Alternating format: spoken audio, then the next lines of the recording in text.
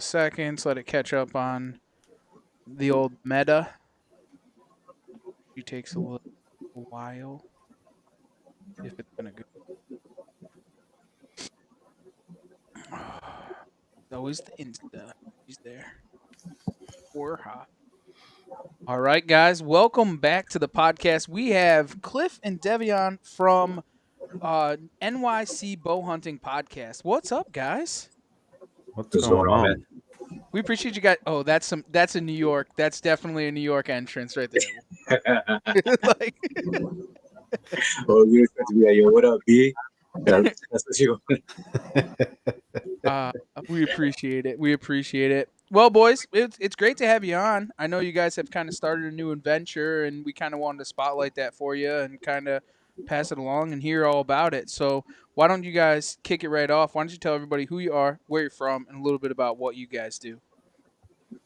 Go ahead first, partner. All right, I'm used to going second.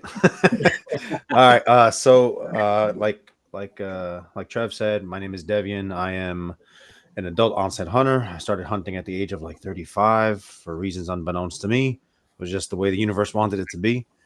But it's been a hell of a journey. I've met a lot of cool people.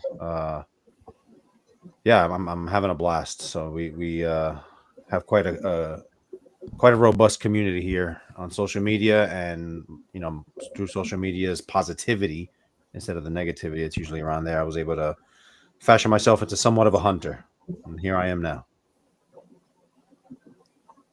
How about you, Cliff? Well, I'm also an adult onset hunter, and what do you call it? Just picked it up by chance back, a couple years back, specifically like 2019, coming across social media pages like Cam Haynes, Dudley, stuff like that. Came across your content when you were on that janky podcast before. I don't know if Devian knows the history. I'm gonna have to talk to him about it offline. But I used to listen to that religiously. And then me, Trev, we ran into each other at Harrisburg at the Great American Outdoor Show, literally just a few months before COVID hit, I remember. And then just been grinding it out as best I can, between juggling work and my family and such. A couple of years back, I had started the podcast, When the Hunt Calls. Then life got to life and I put that on pause. But then I met Devian at an event. Was it at the BHA event? Yeah. About a year back, and a funny story was Devian had reached out to me like a year or two prior to that on social media, but when I looked at his content, I thought he was just like some weird prepper or something like that. So, oh, good. You can say I was stalking you. It's cool. because he was really like, he was just really outgoing. You know what I'm saying? He was really nice, respectful. But then, like, I'm like, who is this dude that keeps telling me he lives near me? And and all I see is knives on his Instagram page and stuff like that. So I avoided him, like actively avoided him for a little bit, and then we ran into each other at a BHA event, and I was like, "Oh, this dude isn't a stalker. He's not a weird prepper or anything like that." And we hit it off. Turns out he lives 5 minutes away from me, and we had so much in common between being adult onset hunters, being married men, having kids, and then being men of faith. So from there, I was like, I had been interested in kicking off the show again. Asked him if he wanted to partner up with me, because the other thing is, solo creating content by yourself can become an endeavor, but then when you have someone else contributing to that, it takes a whole lot off your plate. You know what I'm saying? And then that's where we're at now. That's awesome. So what made you want to bring back the show? Like, I know that when you did When the Hunt Calls and stuff, you did very well with it. It went very well. But what made you want to bring it back to life? Okay, see, so all right, you guys know I'm a driver for UPS, so I put in a lot of hours per week. Even being able to get available to be on here now was kind of a chore. You know what I'm saying? Then add to that, My family comes first, my wife, my kids. So it's it's difficult for me to get out into the woods, right? So I try to capitalize on that time as best as I can, try to learn as much as possible when I'm out there. But then when I'm here as well, when I'm home, days that I can't make it out to the woods, I try to read, consume all types of content. And even when I'm out on the road delivering packages all day, I'm listening to podcasts and I'm having conversations with people. And I realized that with the podcast before, I had such awesome opportunities to speak and learn from different people. I was like, you know what? I got to bring this back again. And at the end of the day, if in those conversations that Deb and I are having, other people are able to learn things as well, then cool. But for the most part, like I'll give you a perfect example today. We had Matt Ross from NDA. We were interviewing today, and we told Matt we're going to be selfish. Normally, we're more about producing content for the listeners to learn something. Today, we were posing questions to this guest because we want to apply whatever he was telling us to what we're going to be doing in the next couple of weeks in terms of scouting, looking for sign, and everything like that. You know what I'm saying? So 100%. Today was really a selfish recording. It was all about our questions and what we wanted to know, what we wanted to learn. You know what I'm saying? So we could apply it. 100%. Because you got to think about it this way. If you're thinking about it, or it's something that you need to apply or want to apply, especially in the near future, you've got to think everybody listening is thinking the same thing. Right. Got it. You know what I mean? Yeah. Yeah. And think about this too, and we talk about this a ton, and it's not a really, it's great. The listeners are going to find you based on, having someone from the National Deer Association, whatever, like you're definitely going to get people, and they're going to want to hear the same things as a non-podcaster. If you're listening to a podcast, you're always constantly in the back of your mind, like, oh, well, what if this, what if that? And then you go and you do that research. So if you're actively asking those questions that you want to know personally, they're going to answer questions for other people. I mean, Steve says it the best. That's how he would do it when it was, like not being on a podcast, but being a consumer and listener. You want to hear what really, you want to tear apart that person. So it's important to ask them those that you want to know, because that's how they learn, and that's how you learn, right? That's how everybody learns. So there is a positive there. Yeah, that's a fact. It's been an interesting process for me as a hunter because, like Cliff said, I got no shame in my game, bro. I'm too old. I grew up in the city. If I got a question, I'm gonna ask it. I slide in people's DMs all day. Listen, what is this? What do you got going on? Listen, I'm proud of it. So you are a talker. That's how Cliff got it. Word. But yeah, I mean that dude Matt Ross. I can't tell you how many times I've messaged him just with the most ridiculous questions that you could be asking. A man. I'm almost 40 years old, and here I am asking him questions that like a 16-year-old probably knows the answer to, but I didn't, and I have no shame in asking those questions, and I've done that through most influencers in some capacity.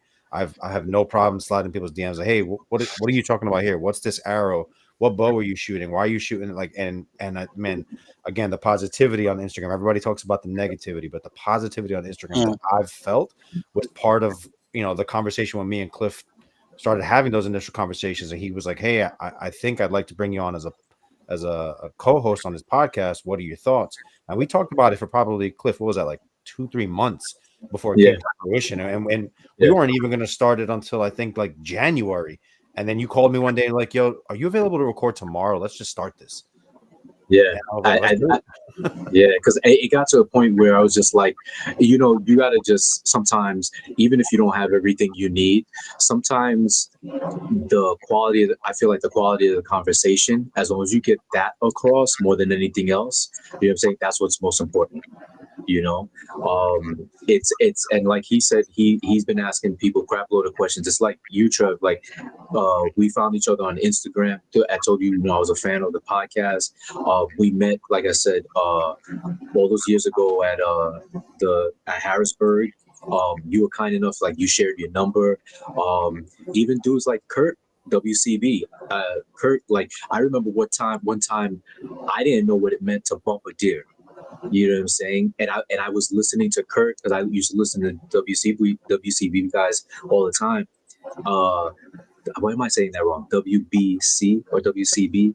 Why do I feel like I'm dyslexic right now? But so working class bow hunter. Yeah. Oh, you know what? Oh, yeah. He's gonna bring out the Brooklyn. Yeah, you too, Steve. You could get it. Um, but yeah. So like, I remember reaching out to Kurt. I slid into his DMs and he was just like, "Hey, I've been listening to the podcast. I hear you guys said there's one particular episode they were talking about bumping deer, but I couldn't understand the context. What did it mean to bump deer? And just that simple question." Kurt didn't shame me for asking such a simple thing, you know what I'm saying, a simple definition. And he was just like, hey, this is what that means. You know what I'm saying? And so that's what we're talking about, Devin and I. Like, sometimes social media does get a bad rap, but we've been lucky to have some good experiences with a lot of good people. I think that the good experiences are definitely out there, but you have to search for them, and you can't be afraid. That's the biggest thing. Like, you can't be. I think the big thing with the hunting industry as a whole, like if you did it publicly, I think it's a public thing. So like if it's in a group or somewhere that other people can read it, then it's a swinging contest at that point, right? But if you're talking to them one on one and having a conversation, like, dude, listen, we were all there at one point in our lives. Like you have to start somewhere. You have to fail to then succeed, right? And like. So we were all on that point, but we just happened to be 6 years old when it happened. You know what I'm saying? And you just gradually learn. And I think it's some of those things that we kind of take for granted sometimes. So you kind of got to slow down, dole it down, and then, proceed through because there's a ton of people out there that are listening to it. But, instead of trying to be advanced and all this other stuff, you have to just talk as if you're just learning because there's things that we as advanced outdoorsmen like that we're still learning. We take on new things every day, whether it's a mock scrape, whether it's whether it's thermals, whether it's whatever. It doesn't matter. Those are new things to us too, and we kind of are dumb and we have to kind of learn from the beginning too. So like those things gradually happen all the time to all of us. Agreed. Sure. So my thing is like, what are some of the trials and tribulations that you have gone through that are tough to overcome as adult hunters? You want to take this one, Dev, or? No, start because I gotta think about that one. That's a good question. For me, has been the whole logistics of it. All right. So prior to hunting, I didn't even know, like, to me, the idea of public land was the open park down the block for me that I could go shoot some ball at. You know what I'm saying? That's public land is what I used to think. You know what I'm saying? I didn't know that anywhere from 45 minutes to an hour where it's like acres upon acres of this property that I could hike, bike, and hunt. You know what I'm saying? Even fish on and whatnot. So it was cool to learn that, all this, Westchester, just, 45 minutes to an hour north of us was bow hunting only. It was a bow hunting only county, So that was one sort of drawback, was the lack of knowledge, right? Lack of awareness, I should say, of what's available to us as hunters or public land owners, right? If you want to say that. Then the other thing was just navigating the logistics because I don't come from a hunting family. My wife doesn't have a desire to hunt. My kids don't really. Well, you know what? While my wife doesn't have a desire to hunt, I got to give her props and shout her out because she actually went out one day with me during the spring turkey season. Yeah, she actually joined me just from early morning till noon. We sat in that blind together. She was a trooper. And then my kids, it's funny because the year I decided I wanted to hunt that fall, my daughter had started playing volleyball in school. You know what I'm saying? Then my son is playing basketball in a church league. So it's navigating all of that, especially when you don't come from a hunting family. It's not a drawback as it is just a challenge that you just have to figure out. It's just like if you want to hang out with the guys, but you have commitments to your family and stuff like that. So you figure out a way to make sure you meet your commitments to your family and still be able to enjoy seeing your boys, I got a quick question before we go on. what was your wife's thoughts of never being in the woods and that first time to sit in the woods for those couple hours? All right, so here's my wife's sort of mentality when it comes to hunting. She understands it. She understands it for those, and agrees with it for those who grew up with it. For those who it's they experience a hunting tradition. It's something within their family. She understands it as it fits in the lives of those who hunt for sustenance. Who really, rather than buying supermarket meat, they grew up hunting and such, and they live out in like places that are probably way far from a local supermarket. She gets it, but she wholeheartedly believes, or the way I understand it, I should say, is that us living in a metropolitan area, doing what I'm doing isn't necessary. You know what I'm saying? And I get it. It's if like I believe that if it came down to it and it was something we needed to do, as opposed to just wanting to do, she'd have no problem with it. You know what I'm saying? So yeah, that's why I was kind of surprised, because I've asked her before to join me in the hunting blind, turkey hunting blind, I should say, because with turkey hunting, I don't know what the hours are in Connecticut, but in New York, it's sunrise, 30 minutes before sunrise till noon. It's not all day, so I knew it wouldn't take up all of our day, and we'd be home well before lunch, and so. One weekend when I knew I was going out, she was like, "Yeah, I'll go." So she was a real trooper. Packed, woke her up early in the morning. We packed up, and then Devian was kind enough to let us use his blind. We just sat there all day. And being that it was so late in the season, I wasn't really calling that heavily that often. Hello, hello. You guys there? Yeah. You hear me or not? All right, cool. Yeah, Sorry, you guys have froze a little bit. So hitting the call that off. I was hitting the call like once every like 30 to 45 minutes tops, waiting until I heard something. And we had been there for a while. So what ended up happening was, I can't remember. Do you remember what time of the day I told you it was? The morning, Dev, by any chance? Was it like 10:30? Yeah, it was probably somewhere between 9:30 and 10:30. Yeah, like sometime within that hour, right? She's sleeping, dozing off every couple minutes or so, because it's just boring. You know what I'm saying? We're not getting any gobbles or anything like that. And we're sitting in one of these see-through blinds where the back panel is solid, and then the other three panels are see-through. So we're back to the blind, looking out front of us, left, right. I hit the call.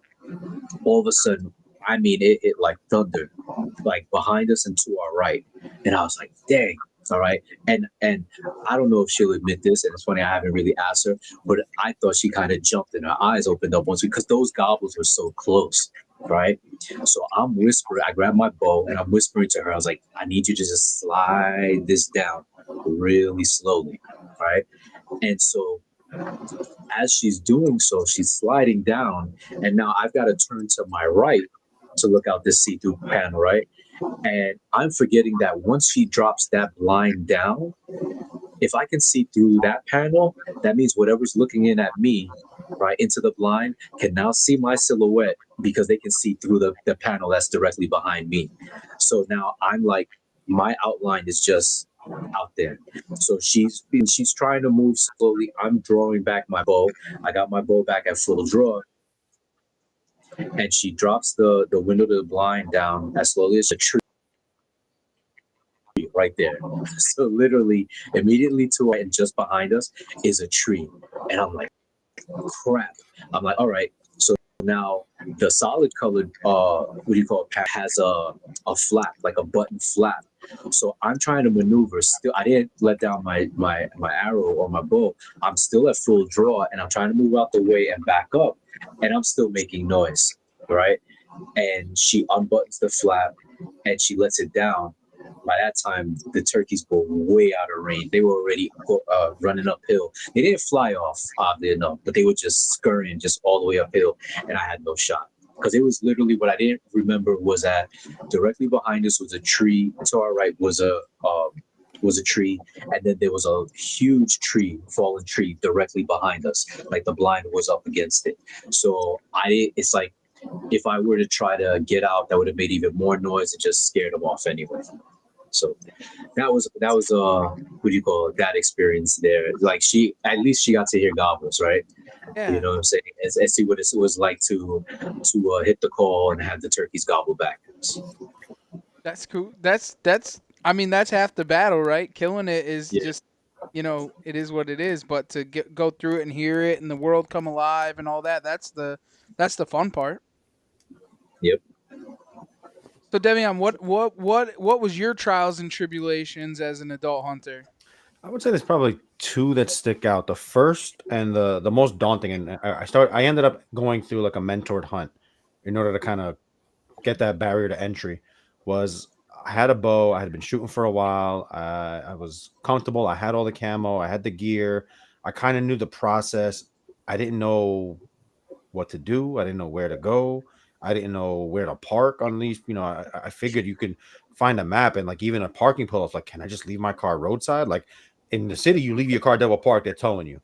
So in my head, if I leave my car on the side of the road, either somebody's stealing it or it's getting towed, not realizing that this is like a normal occurrence apparently. So like even like all those questions and nobody to answer them left me with, I was like, okay, well, I have one option. I have to find someone to take me out, or I have to find an organization to take me out. And I ended up finding an organization that was hosting a mentored hunt. So I was like, you know what, let me go out and see. And it's crazy because it was my wedding anniversary is December 2nd. My daughter was born on Black Friday of that year. And then that hunt was on December 1st. So I remember being in the hospital when I got the email, looking at my wife and saying, hey, here's the situation. Here's what we've been talking about. What do you think? And she said, go. And I was like, no, really? Like, is this go or is this go? She was like, no, really go. And I was like, all right. So on my wedding anniversary, I sat there and learned about deer. And that's when I met Matt, that guy, Matt Ross, who we spoke to today from NDA.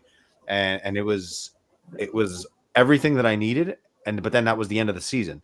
We're talking December 2nd, 3rd, and then by the end of I didn't go back out again until that next turkey season. So that was the first kind of like real tough one for me. And the second one it's probably one that I haven't ever mentioned before, but a lot of the marketing and a lot of the sales and the products are geared towards either Western or like Midwestern hunters. There's nothing really East Coast specific, not the way the camo looks, not the way the patterns look, not the way the clothing layers are built. Like there was nothing particularly New York about anything. So I can't tell you how many different companies of camo I went through before I found stuff that was comfortable, how many different types of layering systems I have, things down to like the way you set your bow down, the type of ground blinds that are available. That's why inevitably I was like, you know what? I'm just going to get a saddle. And I started rocking that. And I had no idea how to use it. I just went out in the dark one day and I was like, hey, I'm either going to be successful or I'm going to die. And here I am. Sink or swim, right? Yeah. That's crazy that you say that. Like you're 100% correct, because the industry in itself is geared towards the Midwest and Western hunting. Like 100. Like when they hear East Coast, they're like, "You guys hunt up there?" It's just Brick City. Like, what do you mean you guys hunt? Like, Yeah. but there's a ton of it, and some of the best opportunities are where we live. Like, Yeah. there's a It's ton funny. of We met at the Great American Outdoor Show. When I met you gentlemen, we met a guy. Dang, I can't remember his name. I have his phone number on my phone, but I met a guy he's a videographer for Whitetail Adrenaline. And we were talking to him, and I remember me and Cliff standing side by side. We're like, yeah, we're NYC bow hunters. He goes, NYC, New York City, bow hunters. I was like, what do you guys bow hunt out there? And we started talking. And he's like, wow, that's actually really crazy. I didn't think that anybody in New York City bow hunted or hunted in general. And then he was like, maybe one day we'll like come out and like film a project with you guys. And I was like, dang, we're like a diamond in the rough out here. Yeah, we are an anomaly. And you know what's funny? What's the flip side from Devion's experience with? I like to talk I like to call Devian the gear junkie because he's tried a lot of different stuff, right? Whereas I'm on the opposite end of the spectrum. I was in like the bargain section of places, like putting things together. You know what I'm saying?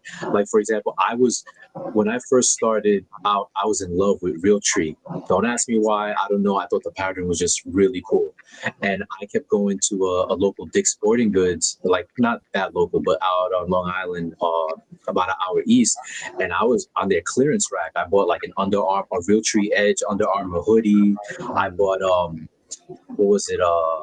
An Under Armour pants from I can't even tell you the brand, but it wasn't. I mean, it was not Under Armour. Realtree Edge pants, like winter pants that wasn't the same brand. Then I discovered like Bottomland, right? And I started patching stuff together. I have some stuff from Colombia that are in Bottomland. I had a hoodie that was Bottomland. Like I'm like just scrapping stuff together. Like, and to be honest, this will be the first deer season. I've got a full complete set of same camo pattern, same company, same everything. So that's the other thing. Sometimes it depends on the hunter where they're at and stuff like that in their journey, what they're able to do. Some guys will be able to grab gear from wherever they want and figure out what they like. Other guys, regardless of what they like or not, might be able to just, grab what they can.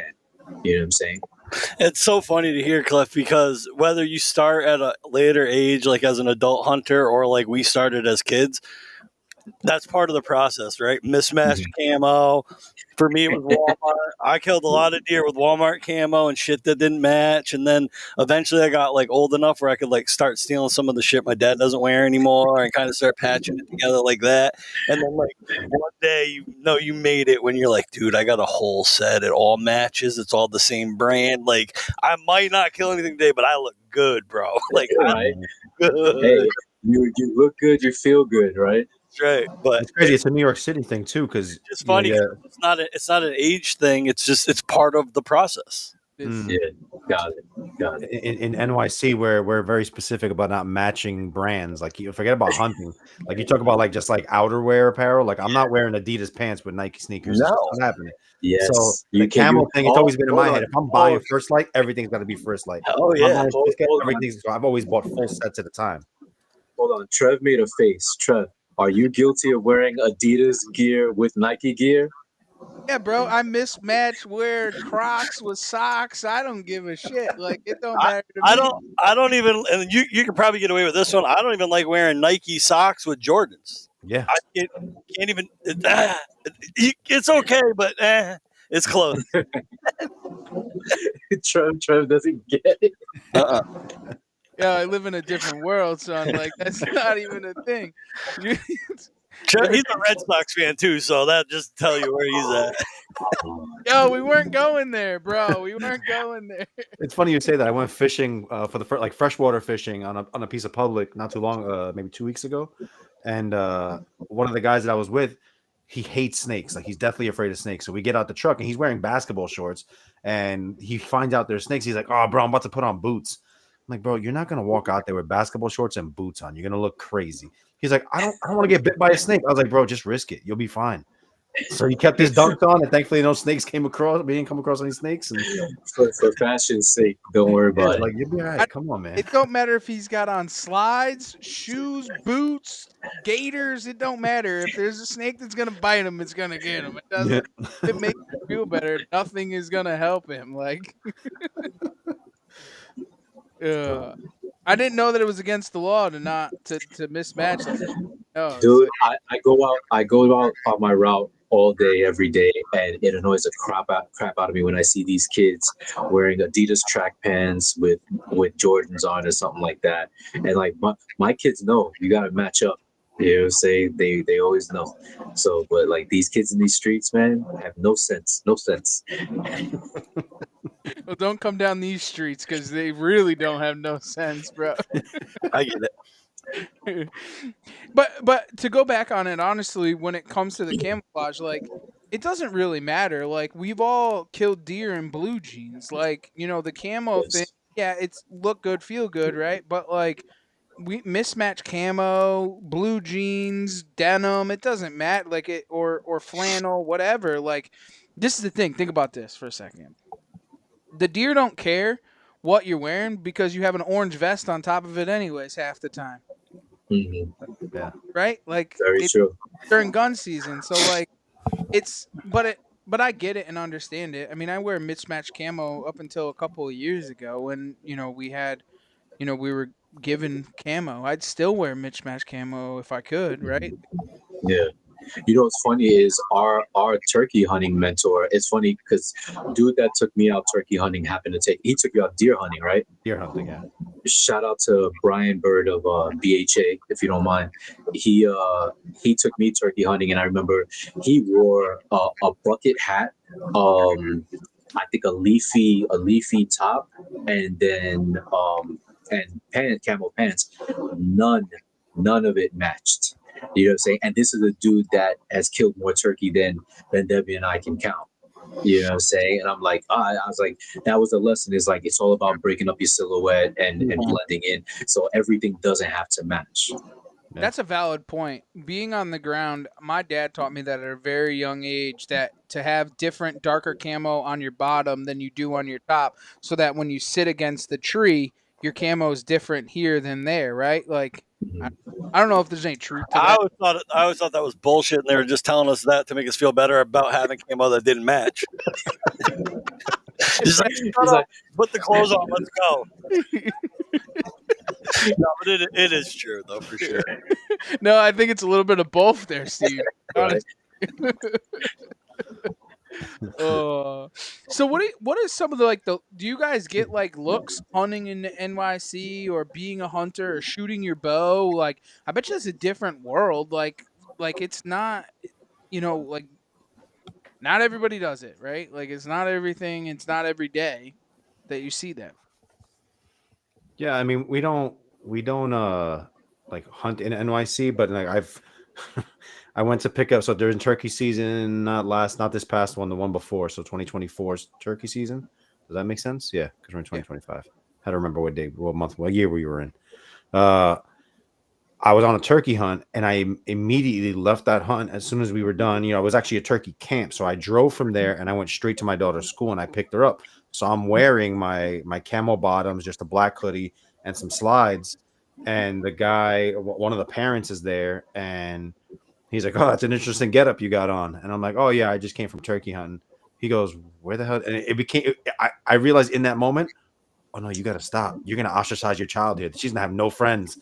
Yeah. So yeah, that's probably the one and only experience. I mean, I would imagine. I'm always careful with who I let this information out in front of. Especially I work in a pretty uppity environment. I work in Westchester County. And I work in one of the wealthiest neighborhoods in Westchester County. So I'm very selective with who I'm like, oh yeah, I'm a hunter for the most part. It's I've got two short stories that I think you guys will find funny. So a lot of times I try to fuel up my my car the night before I go out for a hunt, right? But every once in a while I forget. So especially when I'm turkey hunting, I don't got to worry about scents or anything like that. So I have my camo all on. And I go to the gas station, and it's like 3:00 in the morning. A lot of times, like 3-4 o'clock in the morning, the only people in the gas station or at the 7-Eleven are the cats getting out of bars and clubs and stuff like that. So I'm fueling up or whatever. Another dude pulls up, and he's looking at me up and down, and he goes, "Going hunting?" I'm like, "Yeah." He's like, "Cool." And he just turns around and walks away, just like that. The funniest experience I've had was I got the opportunity to be the subject of an article, an NWTF article, right? And they had to do a photo shoot for it. So the photographer and we hopped on a New York City train, right? And while we were waiting for the train, I'm all decked out in my camo, right? And dude walks up, stumbling, half drunk, and he's like, "Oh, thank you for your service." And then he continues walking. Me and this cameraman just look at each other, just started cracking. Like I'm like, wrong camo, my guy. What about so this public land that you guys, short drive from where you guys live? Also, by the way, I meant to mention NYC is probably the only place you can go hunting. You come out and your car's booted, huh? but no, seriously. So anybody that's like in the city, they want to go out in nature, whether it be like hiking, bird watching, biking, whatever. Just be in nature. Like they're gonna hit that. I'm sure it's a popular area, right? So what's it like coming out of the woods or going into the woods and running into non-hunters? Do you have get any weird looks or reactions from people like that probably don't even know you're allowed to hunt there? Well, all right. So, all right. Something to know is, I don't know if we stated it before, but in the 5 boroughs of New York City, hunting is not permitted. Right. You can only go hunting out east on Long Island, and then up north in Westchester. But like something I think some folks probably don't know is there are state parks located within the city as well. Like I want to say almost each borough of New York City has its own state park. Some bigger than others, but they're open to the public for like hiking, bird watching stuff, even fishing, depending on how close to the water they are. But when you head up north, when you head out east, for the most part, residents in those areas, because we brought this up in the podcast today with Matt. It was that we were asking him to help us figure out tactics for public land that's so fragmented, because it'll be this parcel here that may be shaped like real weird, and then there's a house like right here smack. So there's public land on the, like, basically a public land was surrounded on all 3 sides except for the front side of it. You know what I'm saying? Like we were trying to, like Debbie and I were basically just trying to put together a plan of action with understanding of how deer move, on property like this. So usually residents in the area are familiar that there's hunting permitted on the public lands around their homes. Now, when you get into a situation when it becomes specific to a certain type of game, so let's say turkey, for example. So residents of Long Island are totally familiar with the deer season and how hunters access these public lands on Long Island for deer. But just maybe 2 years ago, 3 years, they started a spring turkey season out on Long Island. So now, the first season that I tried to hunt out there, I had an issue and I had to call the conservation officer, because me and my buddy are out there hunting, and then like 5 mountain bikers come riding through. You know what I'm saying? Is because they weren't used to or weren't aware of the fact that there's a new turkey season out on what do you call it, in their area, and that the park is closed off to hikers, mountain bikers, and so basically it's only open to turkey. Oh yeah. They don't want no mountain bikers, hikers, or anything. Yeah. So no, but the thing is, but here's the kicker. Here's why also. All right, because in Westchester, the public land which is north of us, the public land is still open to hikers and mountain bikers, whoever, right? Because Westchester is bow only. Right. Long Island allows shotguns, so you don't want shotgun hunters and hikers, cyclists, and stuff like that out there. So the residents in Suffolk County, because Long Island is broken up into Nassau County and Suffolk County. Nassau County, which is closer to the city, hunting isn't permitted. Suffolk County, which is further east, it is permitted, and shotgun hunting for turkey is permitted. So they literally had signs up, but people who are used to being able to go in with their bikes probably didn't pay any attention to it because they didn't think anything changed. You know what I'm saying? So then we're trying to yell. At the time when me and my buddy experienced this, he had a shotgun, I had my bow. You know what I'm saying? And then we're flagging these guys down like, hey, just a heads up, you need to get out of here, because we're not the only ones in here in these woods. And chances are whoever else is in here, they got shotguns too. So we had to call the conservation officer, and luckily this year, thankfully enough, I believe this was the 3rd year of the spring season in Suffolk County, no issues like that. That's sweet though. Yeah, that is super awesome that they do that. Yeah. So Yeah. I want to go back on the whole, like, the dude saying to you, like, thanks for your service and all that stuff. And then, Devion was talking about going and picking up his daughter from school. One of the things that we have to deal with hugely, even with us, and listen, I live in the country and so does Steve, but it's still one of those things that we are very selective as to, like, boasting the fact of hunting it around our area, because, like, Mm, not everybody is acceptive of it. I mean, we had a really? story.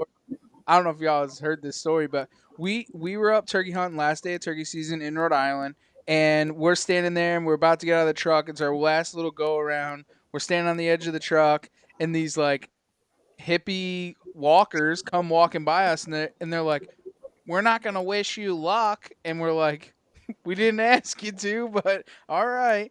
And they knew that we were hunting, and they were not okay with it. So we deal with it too. And we're in suburbia, like, there's a lot of woods around us, but we still deal with that anti-hunting thing. But then fast forward to, like, being out in the Midwest, you go to the gas station at the end of the night and you're wearing camo, it's like a hoedown. There's like 25 people like, yo, what did you see today? What did you see? Oh, how was the hunting? Oh my God, you killed a deer? Someone kills a deer. It's a party. Like, everyone's grabbing a beer and they're sitting around the tailgate telling a story. Like, but for some reason, the armpit that we live in, man, they just you can't voice the fact that you're a hunter. Mm. And it's See, but the thing is, I apologize for cutting you off, but the other thing, and I think Devian can attest to this, is all right, the thing is, all right, we live in a society right now, in a world where a lot of folks are just keyboard warriors talking a lot of shit, online, right? And then even when you, like you said, you're wary of who you tell you're a hunter and stuff like that. And so you don't bring it up, and you get somebody like those hippies saying, we're not going to wish you luck. To be honest, as Debbie and I are men of faith, we're Christians. I don't give a fuck. Like, you want to come out your faith, to me in person, you're gonna catch these hands. You're gonna get punched in the face. You know what I'm saying? Attitude, especially if you don't know me. We live in a city where, yeah, you're safe behind your computer screen, behind your keyboard and stuff like that. But you come out your face on the street, you know what I'm saying? The Lord giveth and the Lord taketh away. You know what I'm saying? It's like, yeah. It's like, we're not in a place where, so, like, for example, while I was in the train station, that one guy was like, thank you for your service. Everybody else just went about their day like nothing was happening.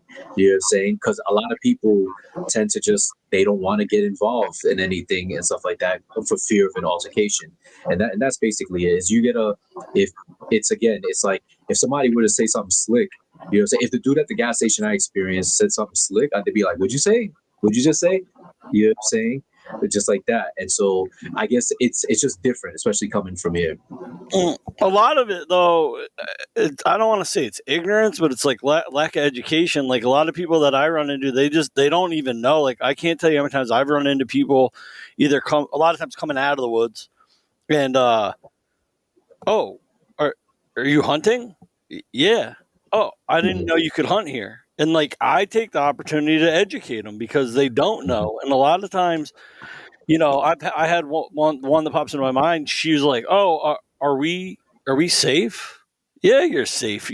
So they just don't know. So if you take that opportunity to, like, explain to them how it works and what you're doing and where, like, you can kind of comfort them, and at least they leave with, like, a positive outlook on it to not be afraid that people are hunting in the area. And who knows, maybe they'll go back and tell their friends, like, hey, I ran into this hunter and he was pretty cool and he told me this and he told me that, and just kind of, like, spread the knowledge a little bit. people will be Yeah, the only no. People will be like, "Oh, are you going hunting?" And I used to be a wise ass, and I'd be like, "No, it's a tree dressing contest. I'm just dressing like a tree. Like, of course I'm going hunting. Like, I don't know. Like, I used to say some wise comment, Dude, the funniest and sometimes awkward interactions I'll get, for example, at the public land I'm hunting is usually when I'm deer hunting, I've got a neck gaiter up over my face, hat all the way down, gloves on, depending on how cold it is. It's when I come out the woods, open up my trunk, take my glove off, take my hat off, take my mask off, and they see a brother, you know what I'm saying, in camo. And it's not, it's just, you hunt? Like that. That'll be the question. Like, you hunt? And I'll be like, yeah. It's like, again, no, I just wanted to come out here dressed like a tree. Speak with the neighbors. Like, what do you think I'm doing, bro?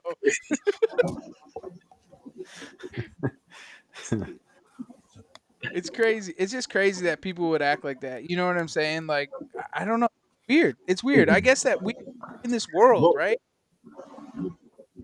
Yeah. And it's not necessarily a bad thing.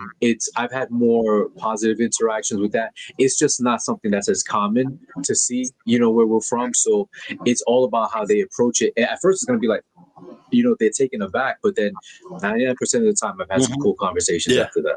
It's interesting. The only time I don't avoid. No, go ahead, please.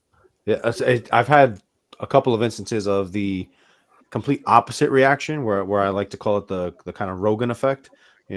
Rogan's on his podcast and he's talking about hunting a lot. And I've had people like, I work in a gym. So I have like wealthy people like find out that I hunt from like, overhearing a conversation I had with somebody else.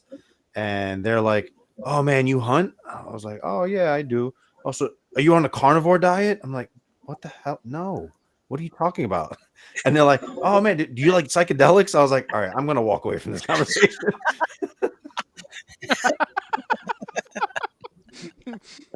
That's funny. Devian, you got to ask him, yeah, you got any? Like, I'll check you some steaks with some shrooms. Oh, shit. No, what I was going to say is I don't like fully agree with Trev. Like, I don't avoid, like going into a gas station or running anybody. Like, I don't care if anybody hunts. Like, it is what it is. Like, I'm proud of it. No one, like you said, Cliff, no one's going to give me shit for it. Like, I grew up doing this. This is my lifestyle. Like, you can go fuck yourself. The only time I get sneaky about it is public land. I don't want people getting nosy about what I'm doing and like where specifically I'm doing it. So like, it's not uncommon. Like, I'll hear someone coming down the trail and I'll hide. Like, I'll duck behind a tree because I just don't want them to associate a hunter with, that block of timber or that corner of the property. So like, I'll hide and like watch them go by, and then I'll slip back out and like head back to my truck that way. But like, as far as like running into people in the parking lot or at the gas station or whatever, that's when I'll take the opportunity to like educate and explain to them what it's really all about, It's funny you say that. This turkey season opening day, I'm sitting. I got out there wild. I actually did what you're not supposed to do. I slept out on public land that night. So I have a rooftop tent. I opened a tent and I slept out there the whole night because I was like, listen, last year, like 6 dudes beat me out there. I was like, you can't beat me out here if I'm out here the whole night. Hell yeah! I slept out there. And I woke up, I folded up the tent, I packed everything up, and I got into my spot like an hour and a half ahead of schedule. And I'm sitting against this tree, and I'm kind of like at this point where I'm like nodding off. And now it's still dark, but first light is like maybe 25 minutes away from where where the time was now. And I see this guy coming up to me, and I'm like, shit, I'm just gonna stay here and not. It felt like that. You guys remember the movie Predator, Arnold Schwarzenegger? Where he's kind of in the mud and the predator, and he's hiding and he's holding the vines and he's up there and he's not moving. I was like, I'm just not gonna move. And the dude walked not 3 feet in front of me and kept going. And I have the complete opposite mindset. People ask me, "Oh, where'd you set up?" I'm gonna tell them, "Listen, I set up right here." Why? Because 9 times out of 10, they're not gonna believe me anyway. They're gonna say, "Nah, like there's nothing there. We're gonna go. He's lying to us. We're gonna go check out our spot anyway." Yeah, it's tough though because like if guys, I think the parking lot interaction, it's tough because some people they're gonna go right where you were, or you tell them where you're going and they try and cut you off. I've had that happen a million times. You're like, oh, I'm there, and they go, oh yeah, they'll be like, oh, I'm going to the left, and you'll be like, oh, I'm going to the right, and then you go to walk in and you walk by them. You're like, bro, that's not to the left. Like, I mean, I've had that happen. I don't know. the parking lot interactions you got to be super careful with. It seems like everybody's either too honest or everybody's lying. One of the two. I got another story. I was too honest. I one deer hunt. I'm in my climber, and like early that morning, early or the night before, the weatherman said a storm was coming in early afternoon. So I already planned I would be out of the woods before that storm hit, right? So around like 10:30 that morning, this beautiful 6-pointer comes in. First time I'd really seen a buck. Unfortunately, though, he came in broadside like 70, 80 yards, but then turned right towards me and just made a beeline for me. The coolest experience was he had no clue I was there. He walked right under me and then continued to walk straight past me. Right? Dopest experience I've had of seeing a buck. So like 12 o'clock hits, my tree, the wind starts gusting and my tree is swaying like crazy. So I was like, all right, this storm's coming. Let me get out the tree, climb down, go back to the parking lot, see another dude drive up. He's just arriving midday. It's like I said, after 12. And so we're talking, we're both agreeing, yeah, there's a storm coming. I was like, all right. He's like, oh, before I left, he's like, did you see anything? I'm thinking to myself, what's it hurt? Oh, what's it going to hurt? I was like, we both, are leaving because we both know the storm is coming, right? And I tell him about this 6-pointer. He's like, oh, yeah. And I was like, yeah. And I point on the map, yeah, right around here. And he's like, all right, cool. So then I get my stuff in the car. I drive off thinking he's going to drive off like right after me. Before I left, we had exchanged Instagram handles, right? Next day, I get a DM from him with a picture of a grip and grin with that 6-pointer. So it turned out the dude lived not even 20 minutes away from where we were at. So he slept in the car for a little bit to see if the rain would pass, and it did. And as soon as the rain stopped, he went into the woods and killed that buck. Did you say you told him where you were? Did you tell him what you had seen too, or just where you were? No, I told him what I had seen. I was like, oh, I saw a buck around here. And that's all on me.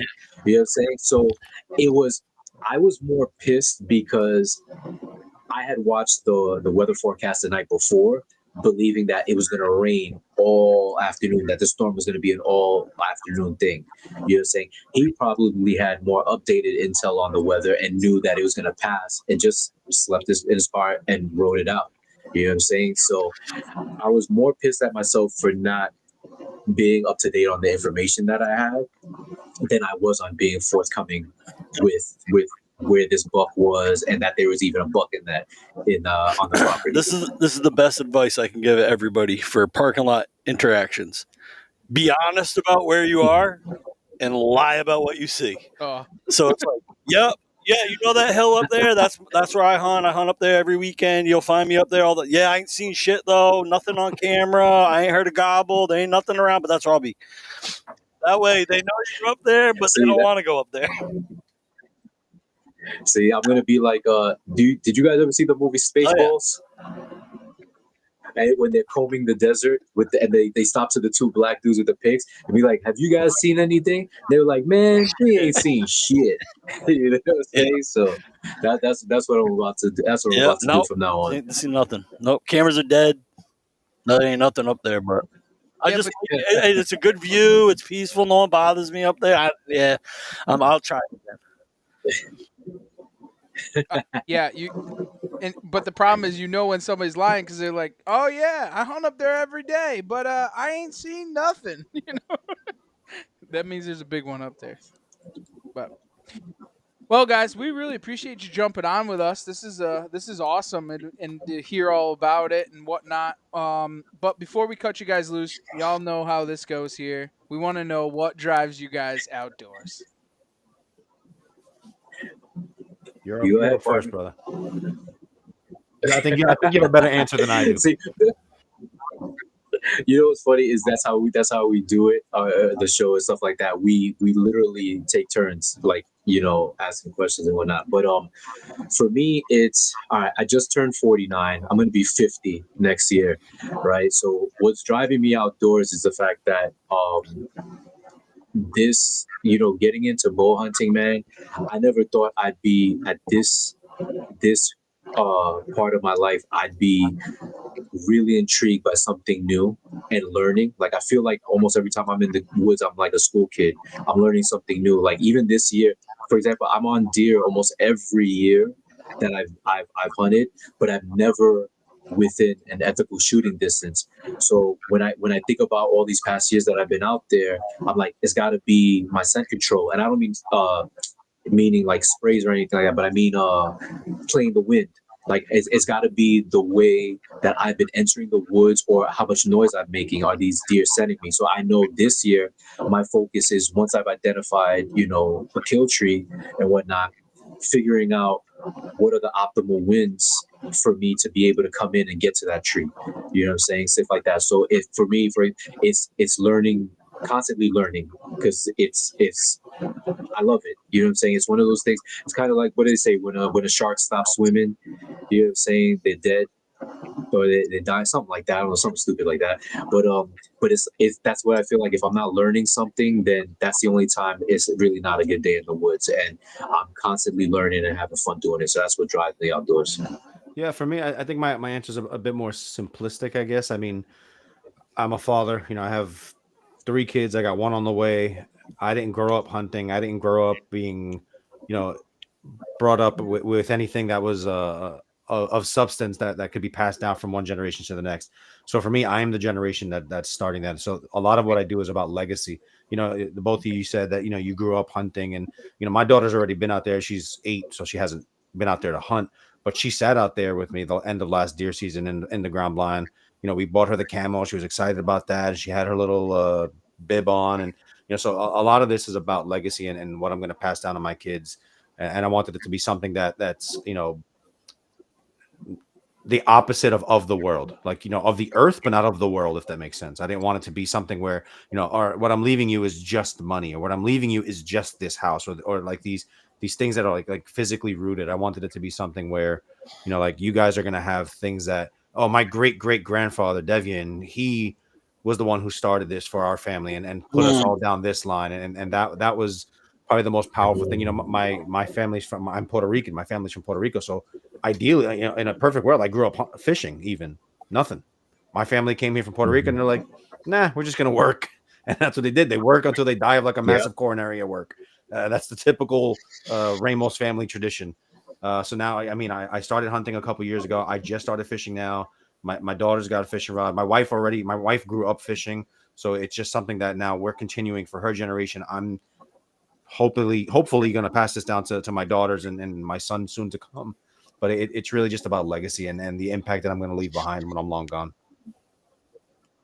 That's that's awesome, because we do this a lot, and it seems like everyone we talk to is either 6th generation hunter. It's in your blood. Your dad did it. Your grandpa did it forever. Or we talk to a lot of 1st generation hunters. I never thought about, as a 1st generation hunter, you're creating a 2nd generation of hunters. Yeah. Like you're starting another generation, which is pretty badass when you think of it that way. Yeah, my daughter shoots a bow. My wife shoots a bow. Yeah. My daughter just completed her first archery league. For Mother's Day, we bought my wife a compound bow. That's her trad bow right up there. That's my wife's trad bow, and we are that family now. That's crazy. That is awesome. Like that is to hear it. Like that's incredible. You don't think about that because like Steve, 4 or 5 generations deep. Like that's what it is. That's what we do. Like Thanksgiving, our entire life since I was a kid, 3 years old, my dad dragging me through the woods. Like that's just what we did. Like that's just normal. You are the spearhead of that. And that is both of you. And it is incredible.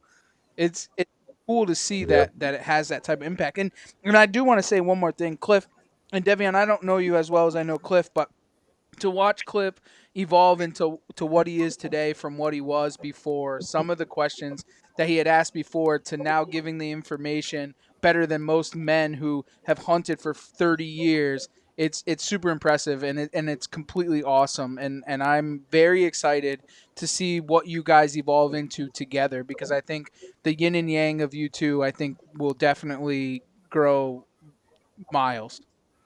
So it's super cool. It is super cool. So Thank you. Hey, real quick before you close this out, I wanted to share something. All right, so Devian and I have put it out into like the universe. Like we're putting deer down this fall. You know what I'm saying? I've even put it out there. Like while we have our own, we're hunting. We're gonna be doing some aspect of this on our own.